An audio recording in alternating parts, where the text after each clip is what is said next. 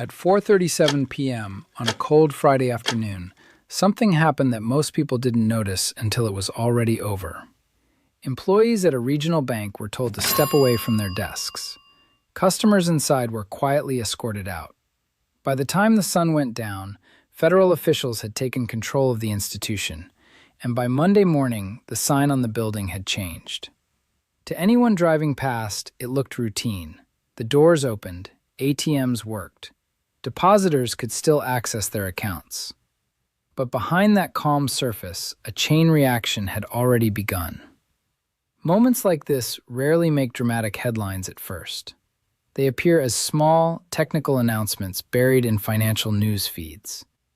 Yet history shows that the early stages of every banking crisis look exactly like this: quiet, controlled, almost invisible. What matters isn't the size of the bank. What matters is what the failure reveals about the system around it. Because banks don't collapse in isolation. They collapse when pressures build silently for months or years until the structure can't hold anymore. And those pressures are building again. For most of the past year, the public narrative has been reassuring. Inflation was said to be stabilizing. The economy was described as resilient. Markets climbed, analysts spoke of soft landings, and the sense of urgency faded. But beneath the headlines, a different reality was taking shape. Interest rates remained elevated longer than many institutions expected. Loans issued during the era of cheap money began to mature. Borrowers who had refinanced at 3 or 4% suddenly faced rates twice as high. Projects that once looked profitable no longer made financial sense. And banks, especially smaller and mid-sized ones, were caught in the middle. Imagine running a business where your income is fixed, but your expenses keep rising. That's the position many banks found themselves in. The loans they issued years ago were locked in at low returns, but the interest they had to pay depositors kept climbing as savers demanded better yields. Margins compressed, balance sheets tightened, and the stress began to show. At first, it appeared manageable. Banks extended loans rather than recognizing losses. Borrowers were given more time. Payments were restructured. On paper, everything still looked stable. But time doesn't solve structural problems. It only delays them. Eventually, reality arrives. And when it does, it tends to arrive quickly. One of the most dangerous characteristics of the modern financial system is speed. In previous decades, a bank run meant lines forming outside branches, people waiting hours to withdraw cash. Today, money moves at the speed of a swipe. Deposits can vanish in hours without a single person stepping through a door. Confidence, more than capital, determines whether a bank survives. And confidence can disappear overnight. That's what regulators fear most. Not insolvency itself, but the moment the public begins to question stability. Because once that question takes hold, the outcome becomes unpredictable. This is why authorities move swiftly when warning signs appear. They don't wait for panic. They intervene early, often over a weekend, to prevent uncertainty from spreading. To the average depositor, the transition feels seamless. Accounts transfer, cards still function, life goes on. But investors, creditors, and industry insiders see something very different. They see confirmation that vulnerabilities remain in the system, that the stresses of the past few years haven't been resolved. They've simply been postponed. And postponement has a cost. Across the country, thousands of banks are navigating the same economic environment. Many hold large portfolios of commercial real estate loans, office buildings, retail centers, industrial properties financed during a very different era. The world has changed since those loans were issued. Remote work reshaped demand for office space. E-commerce altered retail patterns. Entire sectors are still adjusting to new realities. Property values in some regions have declined significantly, leaving lenders exposed. A building that once supported a large loan may no longer generate enough income to justify it.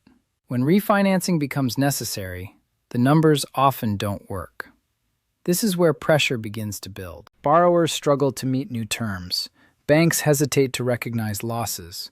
Regulators monitor quietly, aware that forcing immediate write-downs could trigger wider instability. It becomes a delicate balancing act, acknowledging risk without amplifying fear. But balance cannot be maintained indefinitely. Eventually, the weakest institutions reach a breaking point, and when one does, it sends a signal to everyone else. Investors start asking harder questions. Analysts re-examine financial statements. Depositors, even those with insured balances, begin to pay closer attention to where their money is held. This is how contagion begins, not through panic, but through awareness. Awareness changes behavior. Behavior changes outcomes. In recent months, another subtle shift has been unfolding. Lending standards have tightened. Banks are approving fewer loans, requiring higher credit scores, demanding more collateral. To many borrowers, this feels like caution. To economists, it signals something more serious. Credit is the lifeblood of economic activity. When it slows, growth slows with it. Businesses delay expansion. Hiring plans are postponed. Construction projects stall. The effects ripple outward, often unnoticed at first, until they begin to show up in employment numbers and consumer spending. That's when the broader public starts to feel what financial markets sensed months earlier. We are now entering that phase. The lag between rising interest rates and visible economic damage is typically measured in years, not months. Policies enacted to control inflation in one period often produce consequences much later, when attention has shifted elsewhere. Many analysts warned about this lag effect. Few people paid attention because the early stages were quiet. They are not quiet anymore. What makes this period particularly complex is that policymakers face limited options. Lowering rates too quickly risks reigniting inflation. Keeping them high increases stress on borrowers and lenders alike. There is no painless solution, only trade-offs. And trade-offs create winners and losers. Large financial institutions with diversified income streams and access to capital markets are generally better positioned to weather volatility. Smaller banks, heavily concentrated in specific regions or sectors, face greater risk when local economies weaken. This doesn't mean widespread collapse is inevitable, but it does mean the environment has become far less forgiving. Resilience now depends on discipline, liquidity, and careful risk management, qualities that are tested most severely during periods like this. For individuals and businesses, the lesson is not panic, but awareness. Understanding how the system works, recognizing early warning signs, and avoiding overconfidence are essential. Financial crises rarely begin with dramatic headlines. They begin with small events that seem insignificant until, in hindsight, they appear obvious. A quiet bank seizure, a tightening of credit, a shift in investor behavior. Each by itself may seem minor. Together, they form a pattern. And patterns, once established, have momentum. The question is no longer whether the financial system faces stress. That much is clear. The real question is how deep that stress runs and where it will surface next. Because beneath the surface of balance sheets and policy statements, another force is beginning to build. A force that doesn't show up in earnings reports or regulatory filings. A force driven not by numbers, but by psychology. And when psychology shifts, markets can move faster than anyone expects. If you want to understand where the real danger is building, you have to stop looking at headlines and start looking at behavior. Because financial crises are rarely caused by a single event.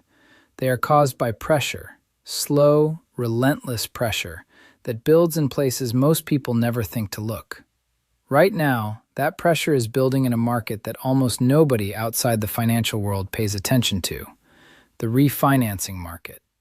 Every loan has an expiration date. Sooner or later, it must be refinanced, repaid, or restructured. During the years when interest rates were near historic lows, trillions of dollars in loans were issued under extremely favorable terms. Borrowers locked in cheap financing, banks extended credit freely, and asset prices climbed. But time moves forward whether conditions change or not. And now those loans are coming due. Imagine you borrowed money at 3%. Your business plan worked perfectly at that rate. Cash flow was steady, payments were manageable, and everything looked stable. Now imagine that same loan resets at 8%. Nothing about your business has improved. Revenue hasn't doubled, costs haven't fallen, but your interest expense has suddenly surged. That's the reality facing thousands of borrowers right now. Some can absorb the shock, many cannot. This is especially true in commercial real estate, where the economics of entire projects were built around low borrowing costs. Office buildings, apartment complexes, shopping centers, these assets depend heavily on financing. When rates rise, valuations fall, and refinancing becomes more difficult. Banks know this, regulators know this, investors know this. And that shared awareness is creating a quiet but powerful shift in the financial system. Lenders are becoming more cautious. Deals that would have been approved 2 years ago are now rejected. Credit committees are asking tougher questions. Risk models are being recalibrated. To the outside world, this looks like prudence. Inside the system, it feels like contraction. Because when banks pull back, the effects spread quickly. Developers cancel projects. Businesses postpone expansion. Contractors lose work. Suppliers see fewer orders. Employees face layoffs. The slowdown doesn't happen all at once. It moves through the economy in waves, each one slightly stronger than the last. And by the time the full impact becomes visible, it is often too late to reverse. This is what economists call the credit cycle. Easy money fuels growth. Growth fuels optimism. Optimism fuels borrowing. And eventually, borrowing becomes excessive. Then the cycle turns. Tightening begins. Defaults rise. Confidence weakens. And the system moves from expansion to contraction. We are now firmly in that turning phase. One of the clearest signs is the behavior of investors. Capital flows tell a story long before headlines catch up. Over the past year, large pools of money have been shifting quietly into short-term government securities and other low-risk assets. This isn't happening by accident. Institutional investors, pension funds, and large asset managers constantly analyze risk. When they see conditions deteriorating, they adjust portfolios accordingly. They reduce exposure to vulnerable sectors and increase liquidity. They don't announce these moves publicly. They simply act. And when enough large players move in the same direction, markets begin to reflect that shift. Regional bank stocks have struggled. Commercial real estate investment trusts have faced pressure. Bond spreads in certain sectors have widened, indicating rising concern about default risk. None of these signals, by themselves, confirm a crisis, but together they paint a picture of increasing caution. Caution is contagious. Once lenders, investors, and borrowers all become cautious at the same time, the flow of money slows dramatically. And when money stops moving, economic activity slows with it. This is the mechanism behind recessions. Not a single dramatic collapse, but a gradual tightening that eventually reaches a tipping point. There is another dimension to this process that receives far less attention, the psychological dimension. Banking is built on trust. Depositors trust that their money is available when they need it. Borrowers trust that credit will remain accessible. Investors trust that markets will remain liquid. When that trust begins to erode, even slightly, behavior changes. People start holding more cash. Businesses delay investments. Consumers reduce discretionary spending. Each individual decision seems rational, but collectively, they amplify the slowdown. Economists sometimes call this the paradox of thrift. When everyone tries to be cautious at the same time, the economy contracts, making caution even more necessary. This feedback loop is one of the most powerful forces in finance, and it is beginning to take hold. You can see it in surveys of small business sentiment. You can see it in lending data. You can see it in the growing gap between optimistic official forecasts and the more cautious tone of private sector analysts. There is a sense, difficult to quantify but impossible to ignore, that the easy phase of the cycle is over. Another factor adding to the pressure is regulation. After periods of instability, regulators tend to tighten oversight. Banks are required to hold more capital, maintain higher liquidity buffers, and reduce exposure to riskier assets. These measures improve long-term stability, but in the short term, they reduce the amount of credit available to the economy. It is an unavoidable trade-off. Safer banks mean fewer loans. Fewer loans mean slower growth. This dynamic is already visible in housing markets, where higher mortgage rates and stricter lending standards have cooled activity. It is visible in auto lending, in small business financing, and in venture capital funding.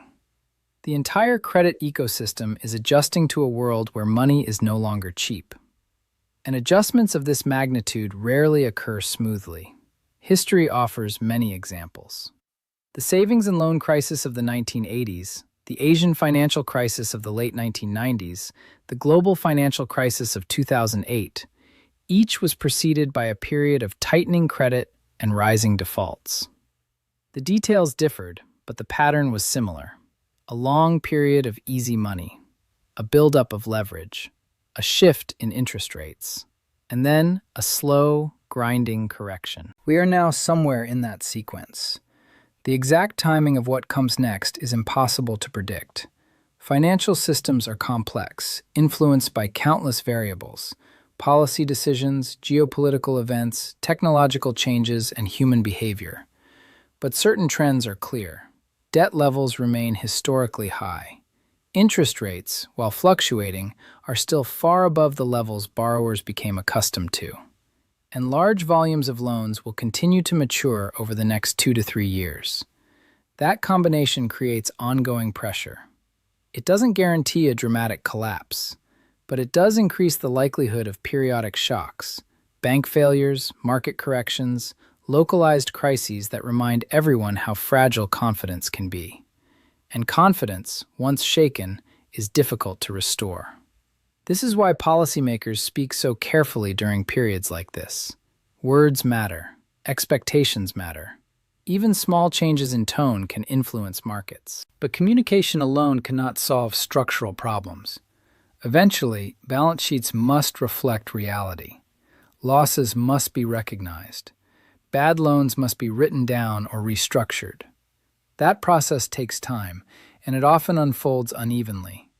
Some institutions navigate it successfully, others do not. The ones that fail attract attention. But the broader story is about the environment that made those failures possible. An environment shaped by years of cheap money, followed by a rapid shift to higher rates.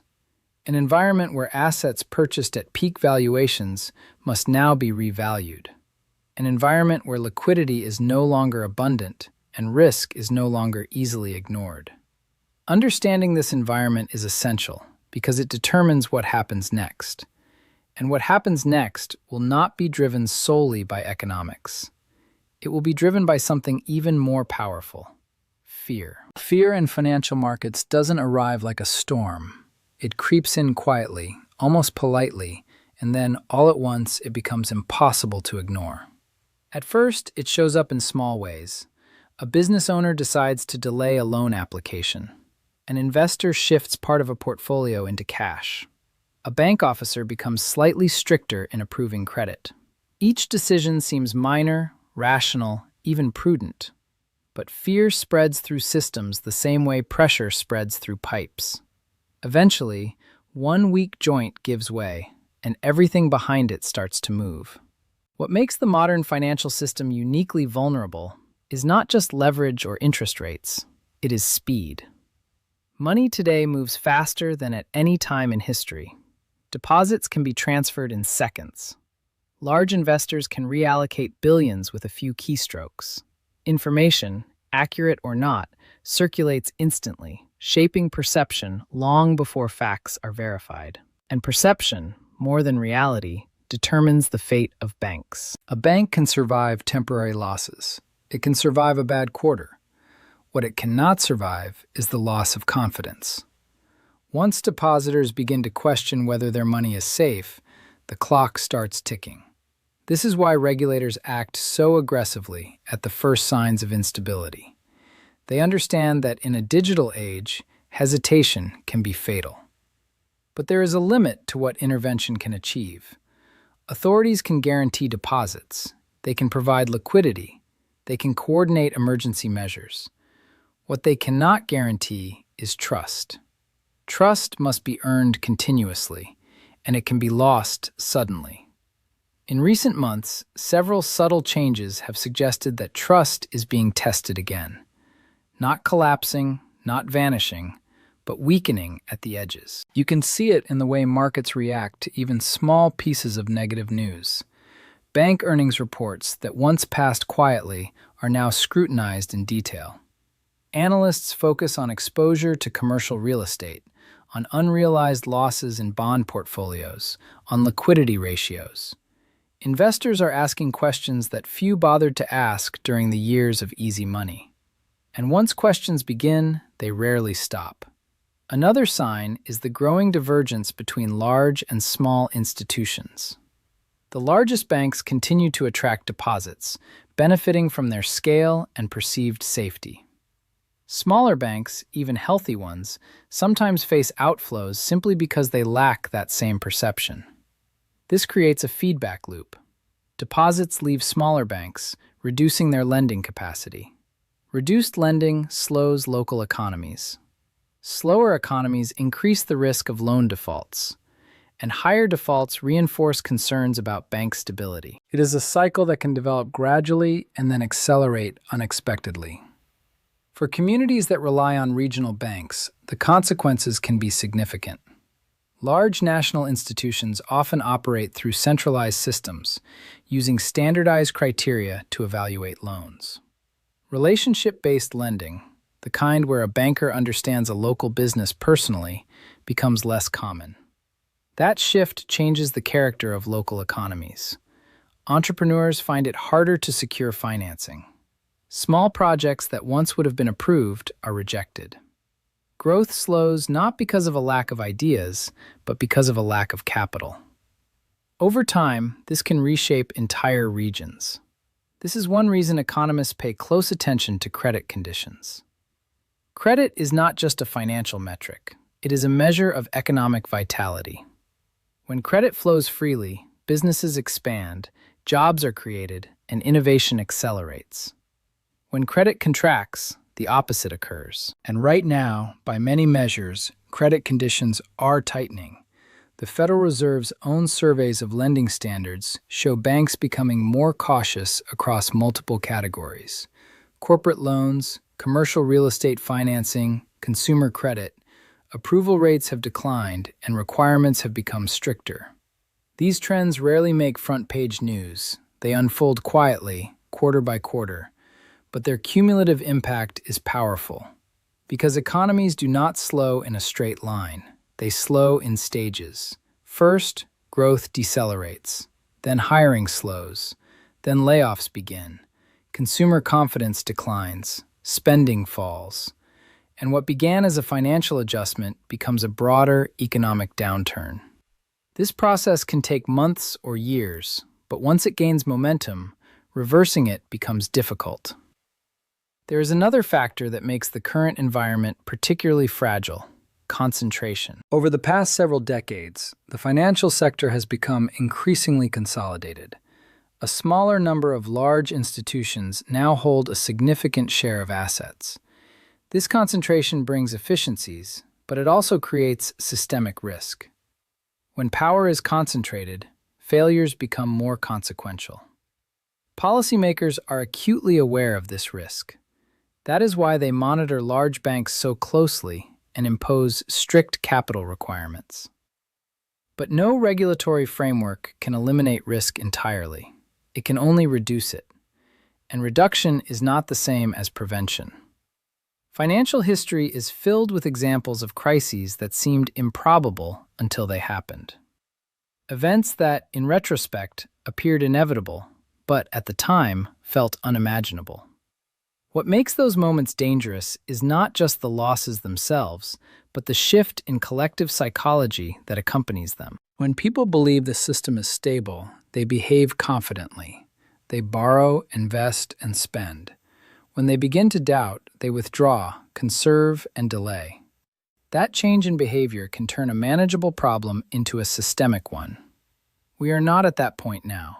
but we are closer than many realize. One of the most telling indicators is liquidity, the ease with which assets can be bought or sold without affecting prices. In periods of stress, liquidity dries up, buyers disappear, prices become volatile. Markets that once seemed deep and stable suddenly feel fragile. Recent episodes of volatility in bond markets and certain segments of real estate suggest that liquidity is already becoming less abundant. This does not mean collapse is imminent, but it does mean the margin for error is shrinking. In environments like this, resilience becomes essential, not just for institutions, but for individuals. Resilience means avoiding excessive leverage. It means maintaining liquidity. It means understanding where risks are concentrated and not assuming that past stability guarantees future security. These principles are simple, but they are often ignored during periods of prosperity, when optimism makes caution seem unnecessary. Now, caution is becoming necessary again. There is a tendency, especially in online discussions, to frame financial developments in extreme terms, either total stability or total collapse. Reality is usually more complex. Systems rarely fail all at once. They weaken gradually, then experience periodic shocks, then adapt. The coming years are likely to follow that pattern: volatility, adjustment, recovery, and further volatility. For observers, the key is not to predict every event, but to understand the forces at work. Those forces, interest rates, debt levels, credit conditions, and above all, confidence, are shaping the financial landscape in ways that will influence businesses, markets, and households alike. The quiet bank seizure that began this story was not the end of anything. It was a signal that the era of effortless growth is over, a signal that the consequences of past decisions are still unfolding, a signal that vigilance, not complacency, is now required. Financial systems, like all complex systems, move in cycles.